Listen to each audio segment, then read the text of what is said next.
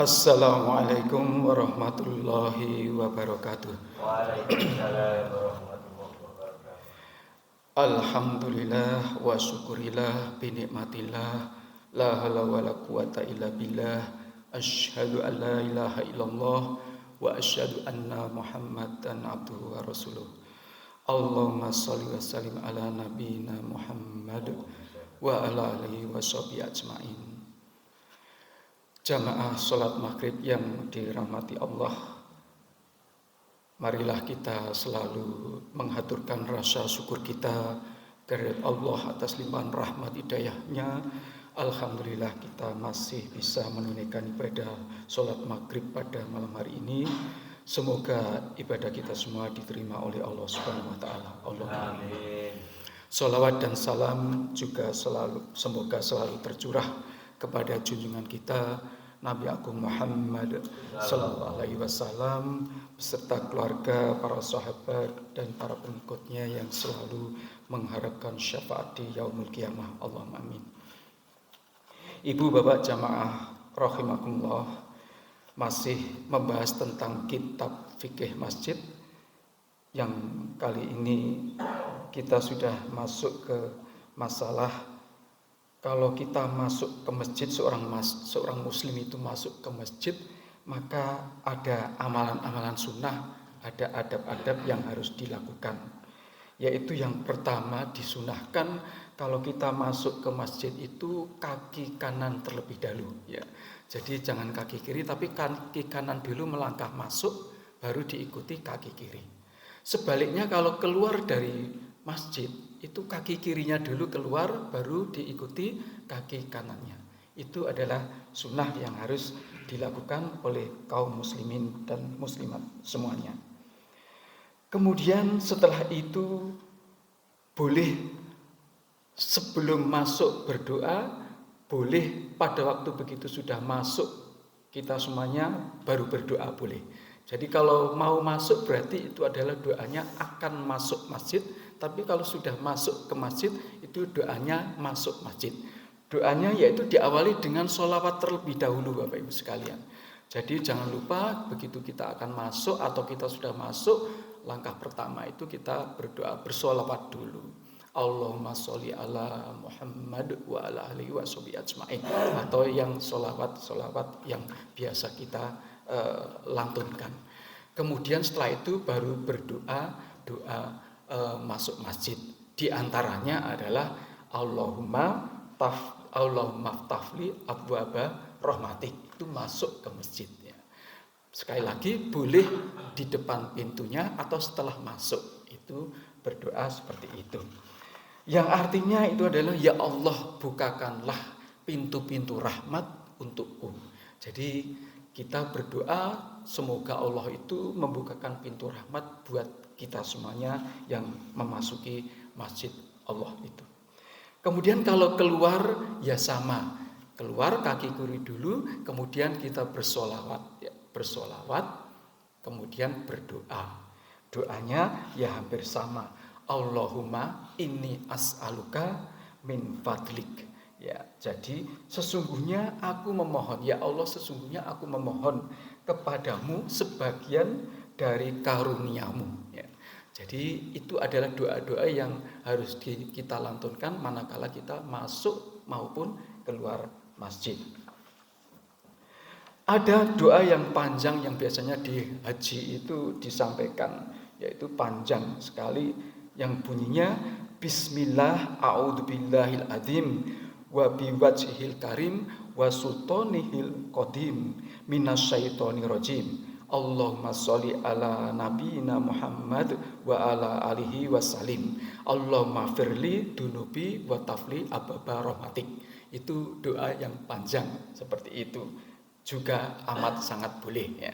Jadi banyak doa-doa yang mungkin bisa kita sampaikan, tetapi yang biasa kita lakukan adalah doa yang pendek seperti yang di muka tadi itu.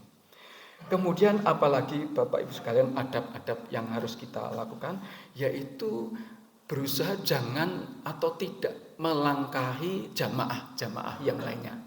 Jadi sekali lagi kalau sudah rapat shaf itu ya sudah rapat, mungkin ada tempat sedikit, Itu jangan kemudian kita melangkah-langkahi orang-orang jamaah yang lainnya itu ya. Itu diusahakan untuk tidak melangkahi. Tetapi seandainya di depan itu memang ada kosong luang, yaitu terpaksanya harus itu ya. Karena memang shaf itu harus diisi ya. Maka melompati dengan sopannya. Tapi itu sebetulnya hukumnya makruh ya. Lebih baik dibiarkan kalau itu ya, dibiarkan kosong daripada melompati jamaah-jamaah yang lainnya.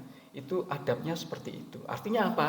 Ya sebetulnya tidak berdosa karena dalam hal ini terpaksa harus mengisi kekosongan shaf itu ya, sehingga harus melompati jamaah-jamaah yang lainnya.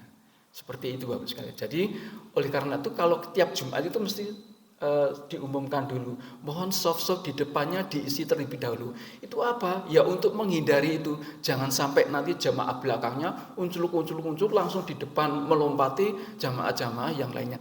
Itu dikhawatirkan seperti itu. Maka oleh yang mengumumkan atau yang menyampaikan sebelum khutbah itu, maka itu harus dituruti, diikuti, diisi dulu yang di depan-depan itu kosong. Artinya apa? Jangan sampai nanti jamaah berbuat dosa melompati jamaah-jamaah yang lainnya seperti itu. Ini Bapak Ibu sekalian. Kemudian ini melompati ini Rasulullah juga bersabda menyampaikannya seperti ini bunyinya. Ja'a rajulu yatakhoto riqaban nasi yaumal jum'ati wan nabiyyu sallallahu alaihi wasallam yahtubu faqala lahu jlis faqad adaita wa anaita. Seorang lelaki datang melangkahi para jamaah pada hari Jumat, ini khususnya pada waktu Jumatan itu ya. Ketika Nabi SAW sedang berkhutbah, maka Rasulullah bersabda kepadanya, duduklah, sungguh kamu telah mengganggu dan terlambat. Nah ini khotib Rasulullah pada waktu itu langsung menegur gitu. Jadi betapa mendesaknya hal itu. Maka di tengah-tengah khutbahnya langsung Rasulullah itu menegur orang yang datang itu, disuruh duduk. Jadi kalau sholatnya sudah, ibaratnya khotib sudah naik mimbar itu disuruh duduk ya, tidak sholat tahiyatul masjid ya. Karena apa? Nanti malah mengganggu yang lainnya, mengganggu konsentrasi jamaah yang lainnya, atau mengganggu khotib di dalam berbicara juga seperti itu ya. Sehingga oleh Rasul sendiri disuruh duduk. Berarti apa? Memang tahiyatul masjid itu adalah sunnah, tidak wajib ya, tidak wajib. Jadi orang masuk ke masjid tidak sholat tahiyatul masjid itu juga enggak apa-apa sebetulnya. Tetapi itu adalah sunnah yang dianjurkan, artinya lebih baik dilakukan. Tetapi kalau sudah terlambat, muncul kemudian sholat tahiyatul masjid padahal sudah mau selesai khutbah atau apalah gitu, itu malah mengganggu, sehingga disuruh Rasulullah untuk duduk langsung. Ini Bapak Ibu sekalian. Dan yang terakhir untuk malam ini yaitu sholat tahiyat masjid tadi. Jadi kita disunahkan untuk sholat tahiyat masjid. Dalam hal ini Rasulullah bersabda, idza dakhala ahadukumul masjida fala yajlis hatta yusolli rakaataini wa fi riwayati falyarka rakaataini qabla an yajlis. Jika seseorang dari kalian masuk masjid, maka janganlah ia duduk sampai dia sholat 2 rakaat. Jadi ini disuruh untuk sholat tahiyatul masjid manakala kita itu masuk ke masjid. Dalam riwayat lain, maka hendaknya dia sholat 2 rakaat sebelum ia duduk. Jadi sebelum duduk sholat 2 rakaat. Hadisnya diriwayatkan oleh Bukhari Muslim ini Bapak-Bapak sekalian. Jadi sekali lagi, sholat tahiyatul masjid adalah sunat yang sangat dianjurkan, ya, sangat dianjurkan, tetapi tidak wajib. Sehingga kadangkala Rasulullah juga pernah menyampaikan seperti yang saya sampaikan di muka tadi, menyuruh langsung duduk orang yang terlambat tadi, sehingga tidak menjalankan sholat tahiyatul masjid.